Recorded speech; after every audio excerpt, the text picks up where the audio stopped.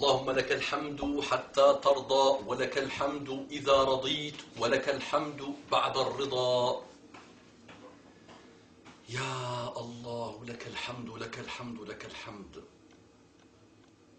اللهم صل على محمد النبي الأمي وعلى آله وسلم تسليما كثيرا. اللهم صل على محمد ما ذكره الذاكرون الأبرار، وصل على محمد ما تعاقب الليل والنهار، وصل على محمد وعلى المهاجرين والأنصار، صل على محمد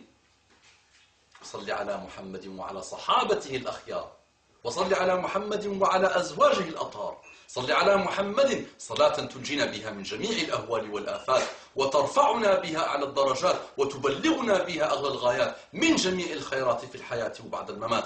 Imagine avec moi que tu es avec Muhammad sallallahu alayhi wa sallam au paradis. Imagine avec moi que tu as eu l'honneur de suivre Muhammad sallallahu alayhi wa sallam. Imagine avec moi que tu as eu l'honneur d'entendre parler de Muhammad sallallahu alayhi wa sallam. Quel ni'ma, quel amour d'Allah subhanahu wa ta'ala pour toi qu'il t'a permis de suivre Muhammad sallallahu alayhi wa sallam et de le prendre comme modèle. Ne l'oublie pas, salli ala Muhammad. Allez, dis sallallahu alayhi wa sallam. Allez, dis derrière moi. Allez, bismillah. Sallallahu alayhi wa sallam.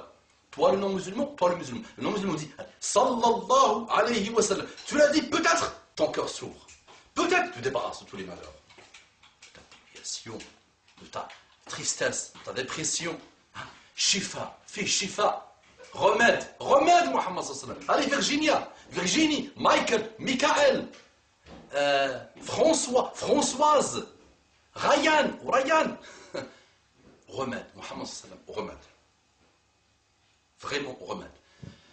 Je voudrais parler aujourd'hui, comment je voudrais parler aujourd'hui sans dire Assalamu alaikum wa rahmatullahi wa barakatuhu mes frères. Mais c'est un engagement énorme ça. Et si je l'oublie, c'est pas bon.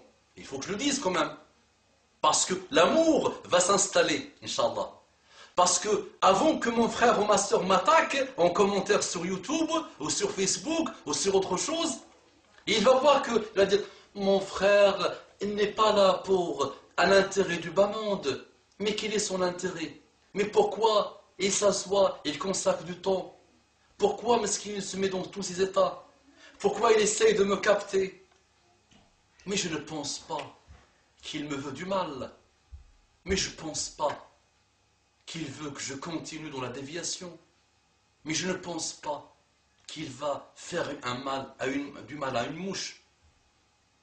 Et en plus, il me dit Salam alaikum wa rahmatullahi wa barakatuh.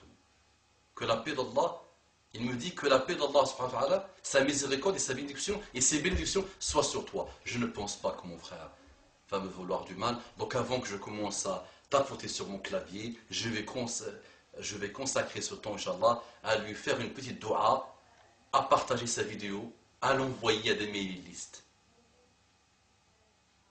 À dire, en Europe, alhamdulillah, il y a un frère qui s'est rajouté aux frères qui font da'wah, Inch'Allah, pour essayer de se sauver eux-mêmes et de sauver le monde. Je continue, j'ai fait pas mal d'interventions sur les amours sataniques. Vous savez que l'industrie mondiale nous a fabriqué des millions et des millions de chansons sur l'amour. Tout le monde parle d'amour, et ce qui fait que nos jeunes aujourd'hui, les vieux, les jeunes, les vieux, tout le monde, les hommes, les femmes, tout le monde sont travestis et tout le monde croit des notions qui s'appellent les amours sataniques. Sataniques, des amours complètement à côté de la plaque, des amours mauvais. Mes frères, mes sœurs, méfiez-vous de ça. Appliquez à la lettre ce que Muhammad sallallahu alayhi wa sallam, ce que Allah nous a demandé par l'intermédiaire de Muhammad sallallahu alayhi wa sallam, appliquez-le à la lettre. Vous allez vivre heureux. Vous allez tomber sur des femmes du paradis.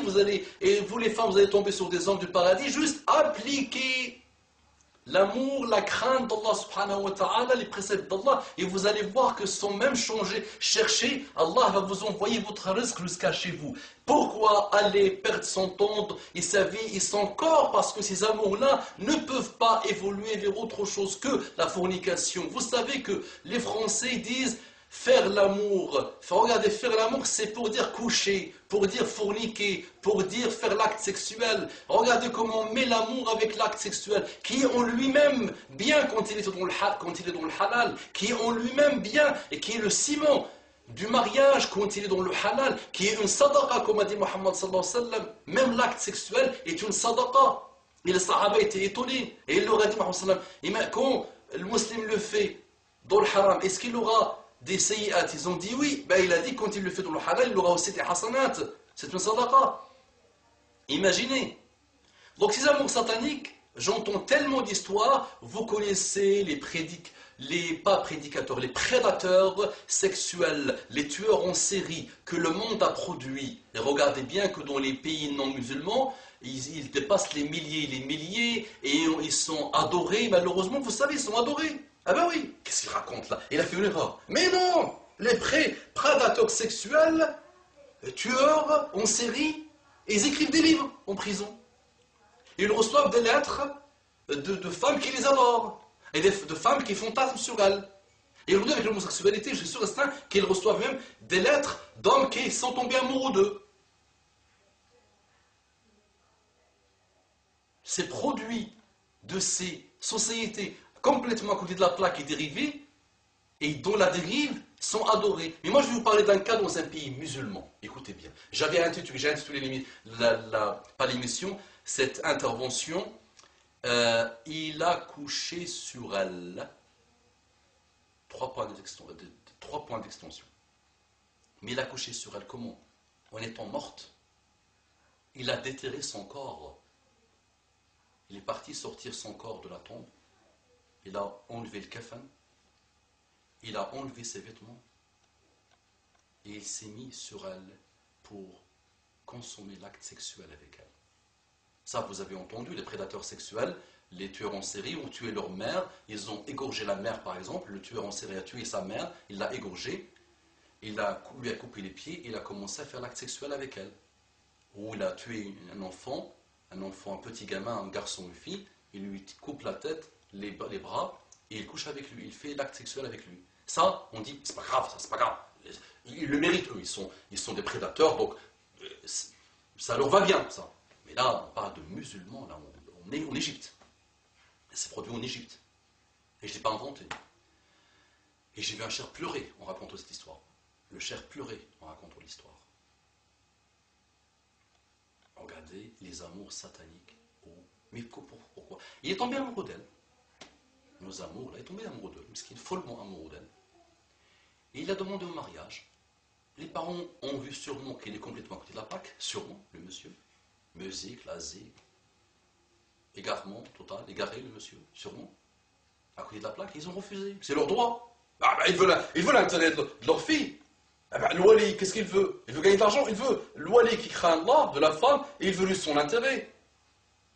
C'est un droit énorme que Allah a donné à la femme, qui lui donne un conseiller avant qu'elle se jette. Mais le wali a refusé. Et donc, le monsieur a été refusé, sûrement qu'il est à côté de la plaque malheureusement, et Allah subhanahu wa ta'ala décide de récupérer l'âme de la sœur avec laquelle il voulait se marier. Donc elle est morte. Et le monsieur qui était tellement amoureux d'elle est parti. Allah il a dit la ilaha ghayruhu. Je l'écoutais moi-même, on ne me l'a pas raconté, dans une intervention d'un cheikh qui pleurait en racontant cette histoire. Et le monsieur a déterré la fille. Il a enlevé le kafan et il a voulu coucher avec un cadavre. Il a voulu consommer l'acte sexuel avec un cadavre. Et subhanallah, Allah subhanahu wa ta'ala donne l'ordre pour récupérer l'âme de ce monsieur.